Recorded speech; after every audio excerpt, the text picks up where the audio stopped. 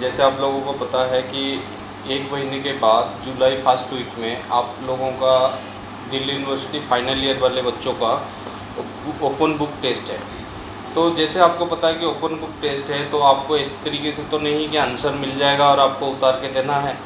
तो इसीलिए आपको हम ये वीडियो लेके आए हैं cost accounting, BCom final year cost accounting के लिए, कि आपको इस तरीके से करा जाए सो डैट आप थोड़ा सा छोटा टाइम में, कम टाइम में आप चैप्टर को रिवीजन कर सको और ओपन बुक टेस्ट अच्छे से दे सको। ठीक है, आज हमारा टॉपिक है मटेरियल, जो कि बहुत इंपॉर्टेंट टॉपिक है। मटेरियल, इसका लगभग फ्रीक्वेंटली आपका क्वेश्चन आता रहता है। तो इसका दो पार्ट में मैं डिवाइड कर रहा हूँ। तो पहला पार्ट में ला रहा हूँ कि मटेरियल को किस तरीके से, कि जैसे मान लो आप स्टोर कीपर हो तो आपको किस तरीके से आपको मटेरियल का बहुत सारे टॉपिक आपको डे टू डे में ज़रूरत होता है। जैसे फॉर एग्जांपल मान लो मेरा एनुअल कंजप्शन है, एनुअल कंजप्शन मान लो 30,000 यूनिट्स हैं। तो आपके पास 30,000 यूनिट्स आप एक बार भी मंगा सकते हो। सपोज आप वन टाइम ऑर्डर करोगे तो आपको 30,000 एक बार में मंगाओगे, ठीक है। तो उससे आप ऐसे भी हो सकता है कि आप 10 टाइम भी ऑर्डर कर सकते हो, आप 20 टाइम भी ऑर्डर कर सकते हो। 10 टाइम ऑर्डर करोगे तो आपको 300 यूनिट्स मंगाना है, 3000 यूनिट्स मंगाना है। और आपको मान लो 15 टाइम्स ऑर्डर करना है, तो 15 टाइम्स में कितना हो जाएगा, आपको 2000 यूनिट एक बार में मंगाना है। तो यहाँ पे बात आता है कि आप यदि मान लो आपको मटेरियल का रिक्वायरमेंट है 30,000, आप एक बार भी ऑर्डर कर सकते हो, आप 10 बार भी ऑर्डर कर सकते हो, आप 15 बार भी ऑर्डर कर सकते हो। बट यहाँ पे क्वेश्चन आता है कौन सा ज़्यादा इकोनॉमिक के पॉइंट ऑफ व्यू से कौन सा ज़्यादा सस्ता है। तो इसके लिए हमें सबसे पहले देखो, यहाँ पे वन टाइम ऑर्डर करेंगे तो हमारा ऑर्डरिंग कॉस्ट मंगाने का खर्चा, ठीक है, ऑर्डरिंग कॉस्ट कम होगा, बट रखने का खर्चा जिसको हम कैरिंग कॉस्ट बोलते हैं, कैरिंग कॉस्ट वो ज़्यादा होगा। जबकि 10 टाइम ऑर्डर करने से आपको ऑर्डरिंग कॉस्ट ज़्यादा होगा, जबकि कैरिंग कॉस्ट, क्योंकि आपके पास क्या होगा, 10 टाइम ऑर्डर करोगे तो आपको ऑर्डरिंग कॉस्ट तो ज़्यादा है बट कैरिंग कॉस्ट कम होगा, क्योंकि आपको रखने का कोई टेंशन ज़्यादा नहीं है। तो यहाँ पे बात आता है कि भाई इकोनॉमिक ऑर्डर क्वांटिटी, कौन सा क्वांटिटी ऑर्डर करें सो डैट सबसे सस्ता रहेगा। तो ये पहला पॉइंट है, economic order quantity, economic order quantity, जिसको हम बोलते हैं EOQ, इकोनॉमिक ऑर्डर क्वांटिटी। तो इकोनॉमिक ऑर्डर क्वांटिटी क्या है, जैसे आपको मैंने अभी दिया एग्जाम्पल के हिसाब से, भाई आपको एक बार भी ऑर्डर करोगे, 10 बार भी कर सकते हो, 20 बार भी कर सकते हो, 100 बार भी कर सकते हो। बट कितना ऑर्डर करोगे सो डैट एक बार में आप ऑर्डर करोगे सो डैट आपका सबसे सस्ता रहेगा। सस्ता क्या रहेगा, टोटल कॉस्ट, जिसको हम ऑर्डरिंग कॉस्ट और कैरिंग कॉस्ट बोलते हैं, दोनों सबसे सस्ता रहेगा।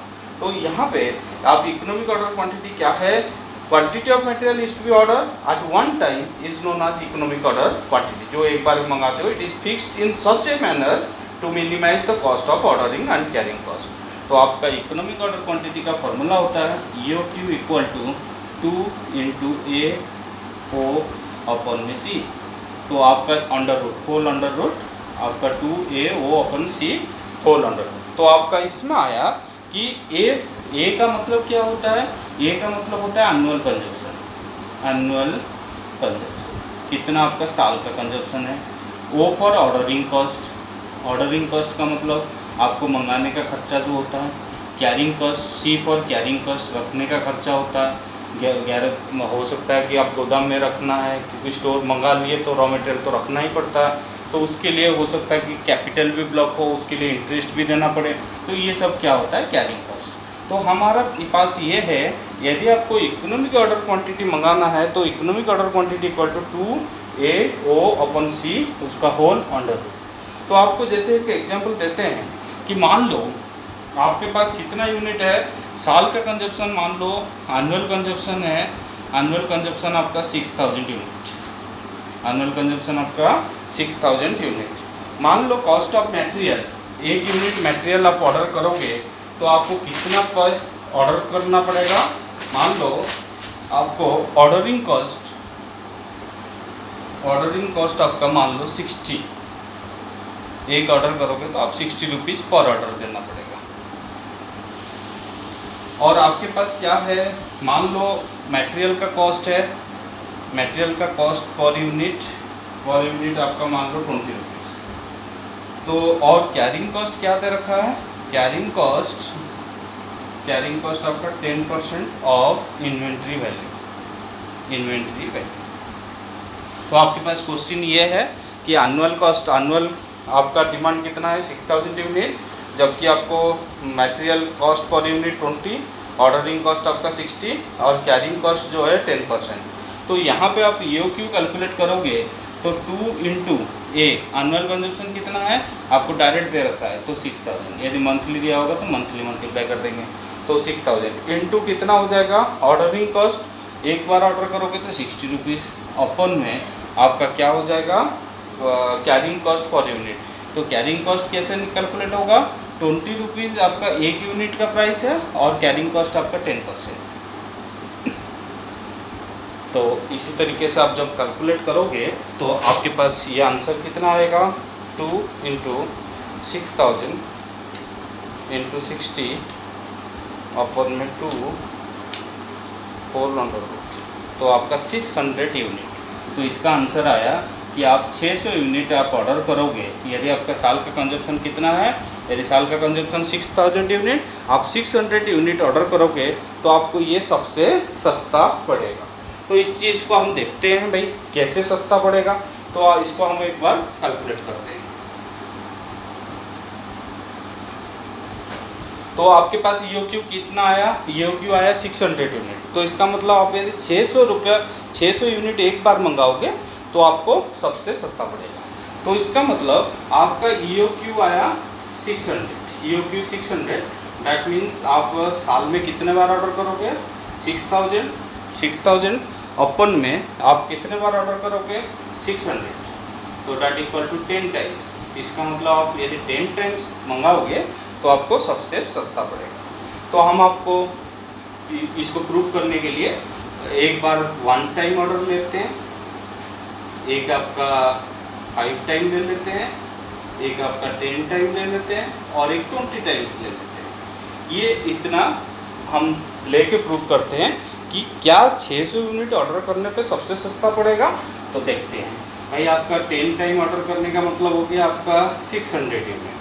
तो आप 1 टाइम ऑर्डर करोगे तो आप पूरा का पूरा 6000 एक बार में मंगाओगे। आप यदि 5 टाइम ऑर्डर करोगे तो आपको 1200 यूनिट एक बार में मंगाना है। आपको यदि 20 मंगाना है 20 टाइम्स तो कितना हो जाएगा आपका 300 यूनिट्स। तो यहाँ पे ये आ गया आपका क्वांटिटी ऑर्डर।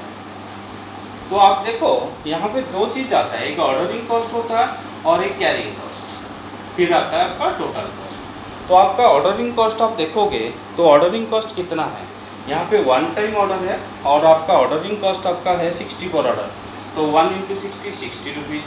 ये 5 टाइम्स ऑर्डर होगा तो 300 रुपीज़, 10 टाइम ऑर्डर है तो 600 रुपीज़, आपका 20 टाइम्स ऑर्डर है 20 इंटू 60, तो आपका ये हो गया 1200 ऑर्डर कॉस्ट। अब बात आता है कैरिंग कॉस्ट। भाई कैरिंग कॉस्ट कैसे कैलकुलेट होगा, कैरिंग कॉस्ट इक्वल टू, हम ये मानते हैं कि हमारे पास जो स्टॉक होता है वो एवरेज स्टॉक होता है। एवरेज का मतलब क्या है, 1/2 इंटू जो ऑर्डर क्वांटिटी है, ऑर्डर क्वांटिटी कितना 6000 into carrying cost per unit. Carrying cost आपका 20 का 10% 2 था तो 2 रुपीज़। तो यहाँ पे आपका कैरिंग कॉस्ट कितना आ जाएगा, कैरिंग कॉस्ट इस केस में आ जाएगा 6000। जबकि आप दूसरे में कैलकुलेट करोगे तो इसी तरीके से कैलकुलेट होगा 1/2 into 1200 into carrying cost per unit, तो ये कितना हो जाएगा 1200। तो इसी तरीके से यहाँ पे कैलकुलेट करोगे तो आपका 600 आएगा, यहाँ पे कैलकुलेट करोगे तो आपका 300 आएगा। तो इसका मतलब आपका यहाँ पे टोटल कॉस्ट कितना आ गया 6060, जबकि यहाँ पे कितना 1500, जबकि यहाँ पे कितना 1200, जबकि यहाँ पे कितना 1500। तो हमें यहाँ क्या पता चला कि हमने एक बार जो ऑर्डर कर रहे हैं तो आपको सबसे सस्ता कहाँ पड़ रहा है, सबसे सस्ता आप देखोगे तो 10 टाइम ऑर्डर। तो आप कितने बार भी ऑर्डर कर लो तो यहाँ पे जब कैलकुलेट करोगे तो उसका मिनिमम रहेगा, टोटल कॉस्ट जो मिनिमम होगा वो EOQ वाला पॉइंट पे। और कंडीशन ये है यदि आपको कोई परचेज प्राइस में डिस्काउंट नहीं है तो, क्योंकि परचेज प्राइस डिस्काउंट होगा तो EOQ सेटिस्फाई नहीं करेगा। तो क्लियर हुए हैं इकोनॉमिक ऑर्डर क्वांटिटी, जिसका मतलब होता है कि एक बार में कितना मंगाना है। तो उसका सॉल्यूशन क्या होता है कि आप EOQ का फॉर्मूला पुट करो, जो यूनिट आया वो सबसे सस्ता यूनिट होता है। तो आपको एक डिस्काउंट टाइप का क्वेश्चन भी कराते हैं जिसमें EOQ का क्या चेंजेस आ जाता है। तो आप ये टेबल आपको दिया नहीं होगा, आप खुद लेके प्रूव कर सकते हो, 1 टाइम 5 टाइम 10 टाइम कुछ भी ले सकते हो।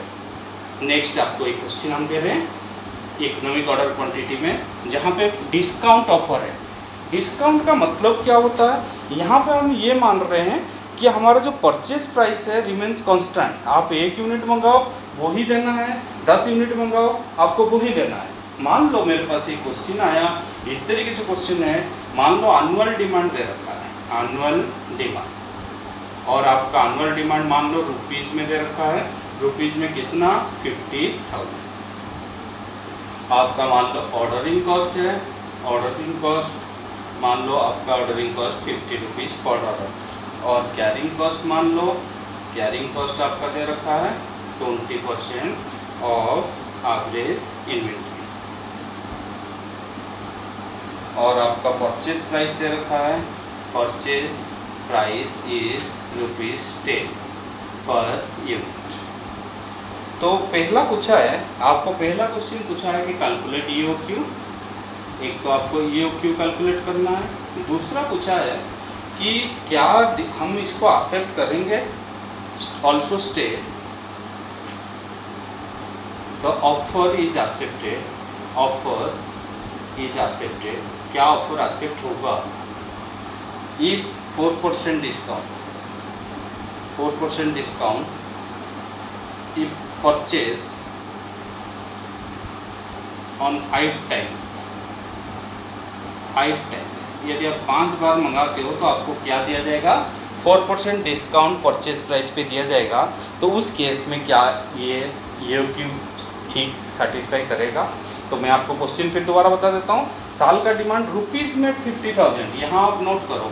तो एनुअल डिमांड ये जो था यूनिट्स में था या केजी में था, बट यहाँ पे रुपीज़ में दे रखा है, तो कोई बात नहीं, तो आपको यहाँ पे ए आ जाएगा। ए कैसे आएगा, ₹50,000 और एक यूनिट कितने का है 10 रुपीज़, तो आप इसको काटोगे तो आपको 5,000 यूनिट्स, ठीक है।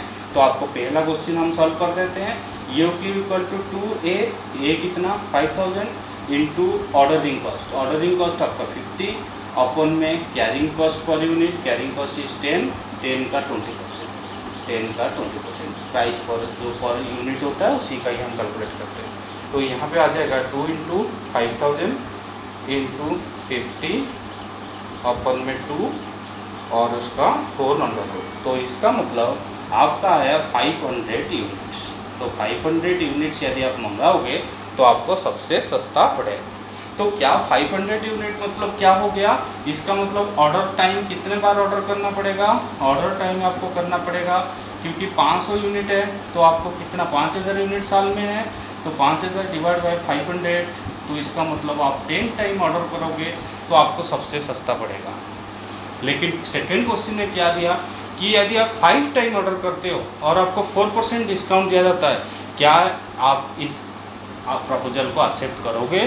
तो हमारे पास 2 ऑप्शन है, एक हम लेते हैं 10 टाइम्स वाला जो हमारा ओरिजिनल EOQ में आया, और एक हम 5 टाइम्स वाला।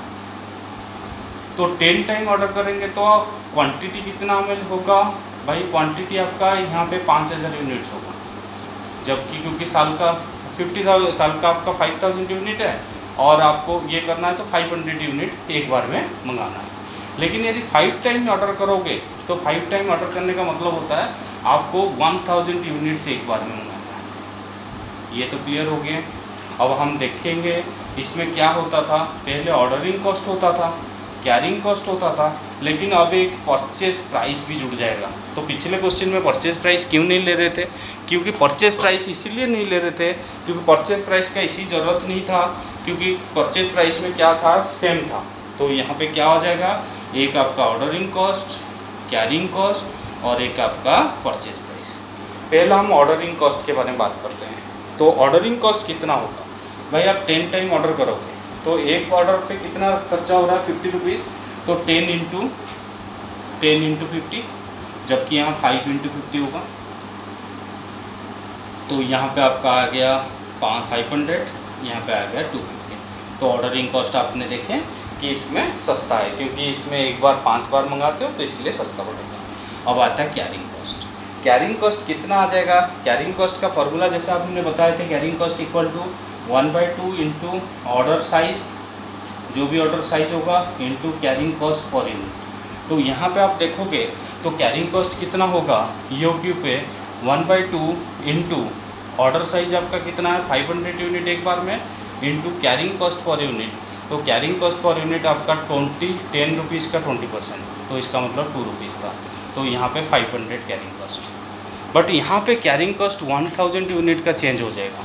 1000 यूनिट का क्या हो जाएगा? 1/2 into order size is 1000 into carrying cost per unit. Carrying cost कितना परसेंट है? 20%, बट आपको अवेल कितना परसेंट डिस्काउंट मिल रहा है? 4%। तो 10 रुपीज़ का इंटू 4%, तो 10 रुपीज़ का 4% कितना हो जाएगा? ये आपका आ जाएगा 9.6। अब 10 रुपीज़ तो यहाँ पे आ जाएगा 9.6, क्योंकि आपका 10 रुपीज़ का कितना परसेंट? 4% डिस्काउंट, 9.6 का आपको 20%। फिर मैं दोबारा रिपीट कर रहा हूँ, यहाँ पे 2 आया। 2 किस तरीके से आया था कि हमारा 2 इसीलिए कैलकुलेट हुआ था क्योंकि 10 रुपीज़ का था और 20% आपका कॉस्ट है। बट यहाँ पे क्या है, 20% ना होके यहाँ पे हमारा परचेज प्राइस चेंज हो गया। 10 रुपीज़ का था तो प्राइस पर यूनिट, बट 20% आपको कितना परसेंट डिस्काउंट दे रहे हैं? 4% डिस्काउंट दे रहे हैं। तो आपका 10 रुपीज़ का 4% कितना हो जाएगा? 10 इंटू 0.4%, 4% तो कितना आ जाएगा कि आपका 9.6। अब आपका देखो परचेज प्राइस में भी क्या फ़र्क होगा। परचेज प्राइस में क्या फ़र्क होगा? एनुअल कंजप्शन आपका 5000 यूनिट और एक यूनिट आप ऑर्डर कर रहे हो 10 रुपीज़, तो आपका यहाँ पे आ जाएगा 50,000। बट यहाँ पे क्या आ जाएगा? आपका साल का कंजप्शन 5000 इंटू 9.6। तो आप इसी हिसाब से ये कैलकुलेट करो तो आपको पता चलेगा कि इन दोनों में फिर एक टोटल कॉस्ट कैलकुलेट कर लोगे। टोटल कॉस्ट किस तरीके से? ये प्राइस और carrying ordering cost, carrying cost और परचेज प्राइस, इन तीनों को जोड़ दोगे तो ये आपका आ जाएगा टोटल कॉस्ट। और डिस्काउंट ऑफर में भी देखोगे, फिर कंपेयर करोगे क्या आप एक्सेप्ट करो या नहीं करोगे।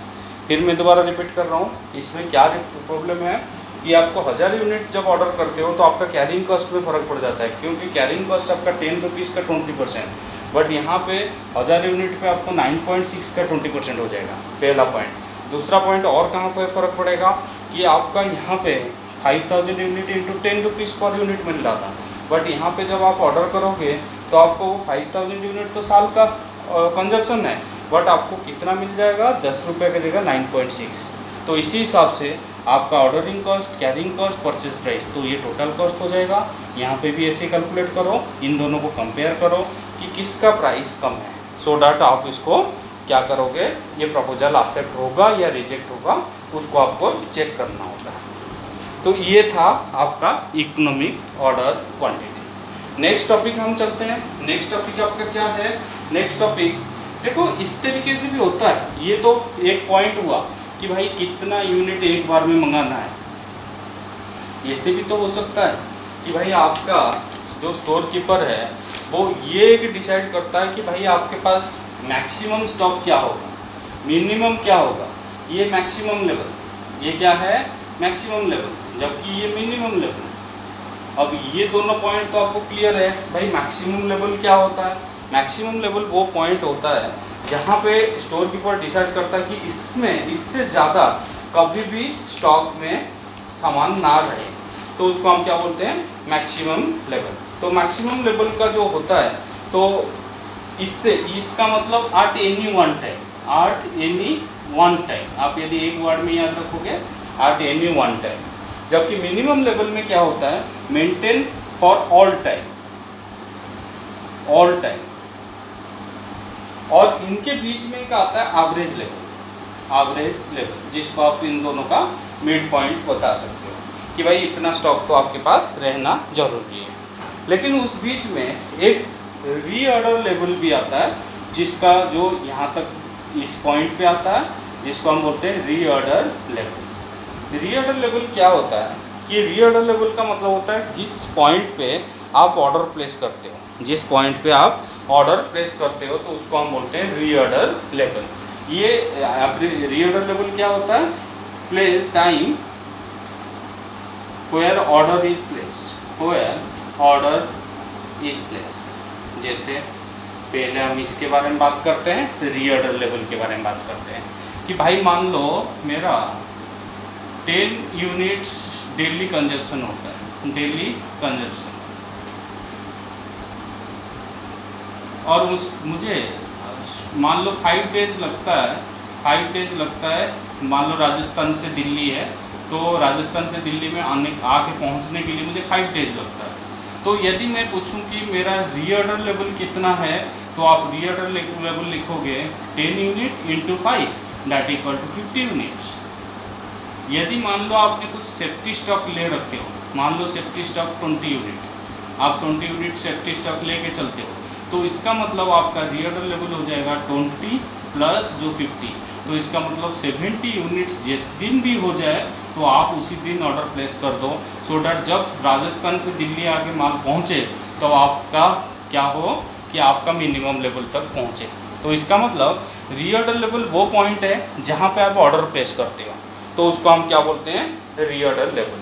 तो रीऑर्डर लेवल का फॉर्मूला होता है रीऑर्डर लेवल मैक्सिमम कंजप्शन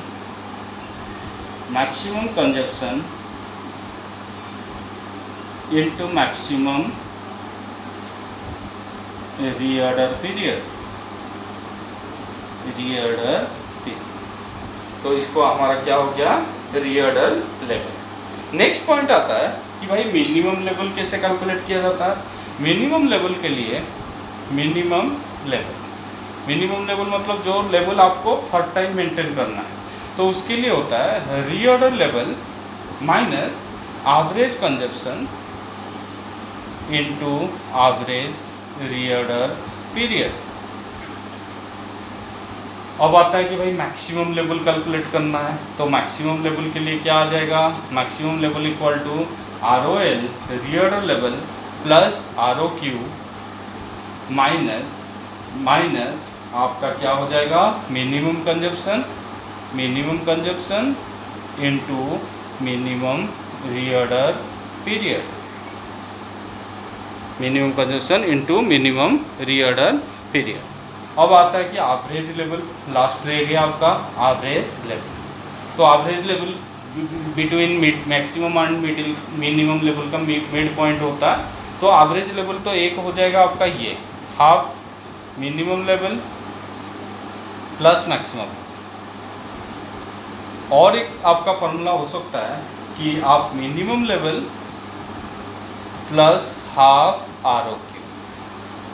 तो ये पॉइंट EOQ के अलावा और 4 पॉइंट हमें बात करना है। एक तो इकोनॉमिक ऑर्डर क्वांटिटी अभी बात कर ली है, उसके अलावा रीऑर्डर लेवल जहाँ पे हम ऑर्डर प्लेस करते हैं तो उसका फॉर्मूला होता है maximum consumption into maximum period. तो उसके बाद आता है मिनिमम लेवल होता है कि जो कि हर टाइम आप मेंटेन करके चलते हो, उसका फॉर्मूला होता है ROL minus average consumption into average period. उसके बाद आता है मैक्सिमम लेवल वो पॉइंट होता है जहाँ पे एट एनी वन टाइम आप उसको मेंटेन करते हो, तो उसका होता है ROL plus ROQ minus minimum consumption into minimum reorder period. और उसके बाद क्या हो जाता है? इसका एवरेज लेवल यदि आप निकालोगे तो एवरेज लेवल का होता है half minimum level plus maximum level, या फिर दूसरा फॉर्मूला। तो आपके क्वेश्चन में मान लो एवरेज लेवल का दिया नहीं है, तो आप दोनों का आंसर कैलकुलेट करना है। तो आपको हम एक क्वेश्चन यहाँ दे रहे हैं, आप एक बार क्वेश्चन देखो और जिसमें हमें ये कैलकुलेट करना है। क्वेश्चन इस तरीके से है, क्वेश्चन आपका किस तरीके से है? आपको दे रखा है minimum consumption 100 unit per day और मैक्सिमम कंजप्शन आपका कितना दे रखा है? 150 यूनिट पर डे। और नॉर्मल कंजप्शन मान लो, नॉर्मल कंजप्शन आपका दे रखा है 120 पर डे। यदि आपको नॉर्मल कंजप्शन नहीं दे रखा है तो नॉर्मल को एवरेज बोलते हैं, यदि नॉर्मल कंजप्शन नहीं दे रखा है तो मैक्सिमम प्लस मिनिमम बाय 2। तो मिनिमम 100, मैक्सिमम 150 और नॉर्मल कंजप्शन आपका 120। और जो रीऑर्डर पीरियड है, रीऑर्डर पीरियड कितने दिन आपका है 10 to 15 डेज। तो इसका मतलब ये मिनिमम, ये 15 मैक्सिमम। और अब उसके अलावा आपको क्या दे रखा है, आपको दे रखा है रीऑर्डर क्वांटिटी।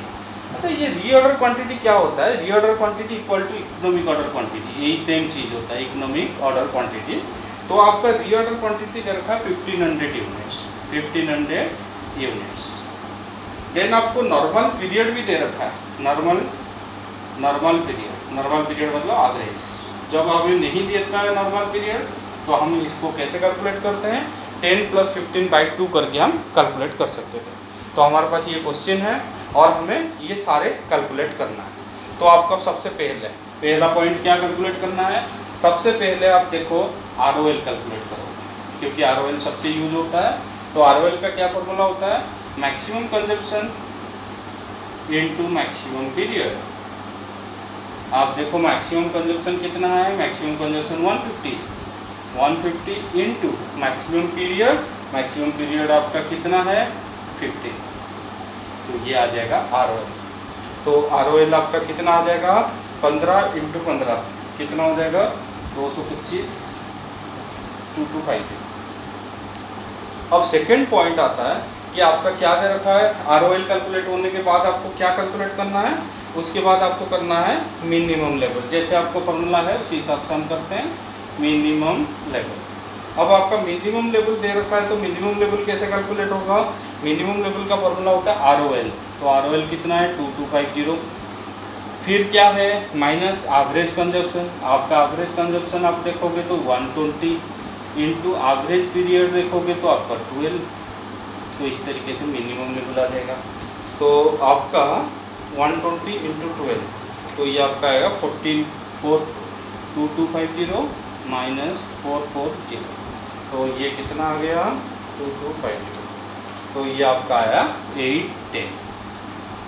अब नेक्स्ट पॉइंट क्या है? नेक्स्ट पॉइंट आपका है मैक्सिमम लेवल का। तो मैक्सिमम लेवल का क्या फॉर्मूला होता है? ROL जो कि आपका आ रखा है 2250 और उसके बाद क्या है ROQ रीऑर्डर क्वांटिटी आपको दे रखा है 1500।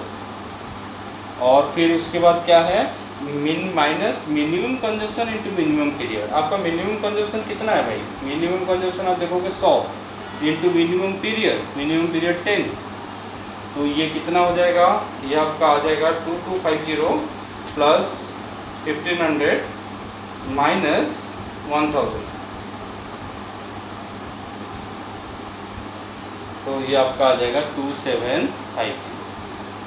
ठीक है, ये क्लियर हो गया कि आपको रीऑर्डर लेवल निकाला गया, मिनिमम लेवल निकाला गया और मैक्सिमम। अब हम क्या निकालते हैं? अब हम मान लो लास्ट वाला रह गया कौन सा? Average level. तो आपको एवरेज लेवल कैलकुलेट करना है तो उसका दो फॉर्मूला पुट करना है। एवरेज लेवल एक तो half minimum level 810 plus maximum level 2750, minimum level plus maximum level. तो ये आंसर आएगा। और देके आप दूसरा वाला फॉर्मूला लिखोगे मिनिमम लेवल आपका 810 प्लस हाफ ROQ आपका क्या दे रखा था? ROQ आपका दे रखा था 1500। तो ये एक आंसर, और दोनों आंसर एग्जाम में आपको दिखाना है। तो ये एक पार्ट आपका मटेरियल का ख़त्म हो गया। तो जिसमें हम क्या करते हैं इकोनॉमिक ऑर्डर क्वांटिटी कैलकुलेट करते हैं। तो इसी तरीके से तो इसका और एक क्वेश्चन यदि कराना है तो एक और क्वेश्चन कर देता हूँ सो डैट आप पूरा क्लियर हो जाओगे। तो देखो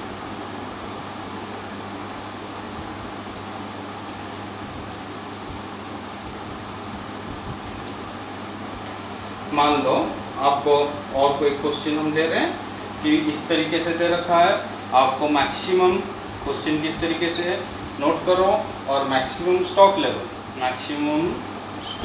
लेवल आपको कितना दे रखा है 8400 यूनिट्स। ठीक है, और आपको कंजप्शन दे रखा है कितना आप कंजप्शन कर रहे हो, कंजप्शन मान लो 800 यूनिट्स से लेके आपका 1500 यूनिट्स, और ये पर मंथ दे रखा है पर मंथ। और उसके बाद आपको क्या दे रखा है? आपको दे रखा है डिलीवरी पीरियड। तो ये 2 to 4 मंथ्स। तो आपके पास ये आंसर है तो ये क्वेश्चन है और आपको क्या पूछा है, आपको तो एक पूछा है ROL कैलकुलेट करो और दूसरा पूछा है आपको ROQ कैलकुलेट करो। तो आप पहले ROL पे चलते हैं। भाई ROL के लिए सबसे पहले देखो मैक्सिमम स्टॉक लेवल दे दिया, तो मैक्सिमम स्टॉक लेवल का क्या फार्मूला होता है, मैक्सिमम स्टॉक लेवल का होता है, मैक्सिमम स्टॉक लेवल का फार्मूला होता है ROL plus ROQ, ROL plus ROQ minus minimum consumption into minimum period, minimum period. तो आप देखो यहाँ पे ROL चाहिए, तो आपका इसका मतलब पहले आप ROL निकाल लो। तो यहाँ पे पहले वर्किंग नोट में आप ROL कैलकुलेट कर लो, ROL equal to maximum consumption into maximum period. तो मैक्सिमम कंजप्शन आपका कितना है 1500, जबकि मैक्सिमम पीरियड कितना है, मैक्सिमम पीरियड 4, तो आपका ये कितना हो जाएगा 600। तो आपका कितना आ गया ये 1500 × 6000, तो ROL आपका आ गया 6000। तो आप यहाँ पे पुट कर सकते हो, क्या पुट करोगे, मैक्सिमम स्टॉक लेवल दे रखा है 8400, जबकि ROL आपका आ गया 6000 और हमें ROQ पूछा है, तो ROQ को एज इट इज रख लो minus minimum consumption, minimum consumption यहाँ पे कितना है 800 और मिनिमम पीरियड कितना है 2, 800 मिनिमम, मिनिमम पीरियड 2, तो यहाँ पे कितना हो जाएगा, तो यहाँ पे आप ROQ कैलकुलेट करोगे तो 8400 माइनस, तो यहाँ पे देखोगे तो ये आ जाएगा 6000 माइनस 1600, तो ये 4400, तो आपका आंसर आएगा 4000। तो पहले का आंसर 6000 ROL और ROQ का आंसर 4000। तो इसी तरीके से क्वेश्चन इसको सॉर्ट आउट करना होता है। तो ये एक पार्ट ओवर हो गया मटेरियल का। तो यहाँ पे मटेरियल का दो टाइप की क्वेश्चन आ सकती है, एक तो इस तरीके से आ गया जिसमें आपका EOQ, ROL, maximum, minimum, average, इसके ऊपर क्वेश्चन आता है। अब एक दूसरा क्वेश्चन पे हम जाते हैं जिसको हम बोलते हैं इशू ऑफ मटेरियल, जिसको हम क्या बोलते हैं इशू ऑफ मटेरियल। मटेरियल कैसे इशू होता है या कैसे वैल्यूएशन होता है, जब रॉ मटेरियल आप इशू करते हो तो उसको किस तरीके से वैल्यू करते हैं। तो वैल्यूएशन ऑफ मटेरियल इशू, तो हम एक आपको क्वेश्चन देते हैं, देखो इसमें 3 मेथड हम बेसिकली पढ़ना है। तो इसमें FIFO मेथड, LIFO मेथड और एक वेटेड या एवरेज मेथड। तो आप पहले हम FIFO मेथड पढ़ाते हैं, बट आपको एक क्वेश्चन हम दे देते हैं जिसको उसी क्वेश्चन को मैं तीनों फॉर्मेट में बनाते रहूँ। तो आप देखो जनवरी 1 को आपके पास ओपनिंग बैलेंस है 500 यूनिट्स @ 4। जनवरी 2 को आपने परचेज किए, कितना परचेज किए 600 यूनिट @ 5। देन आपका जनवरी 5, मान लो जनवरी 5 को आपने फिर परचेज किए 700 यूनिट्स @ 6।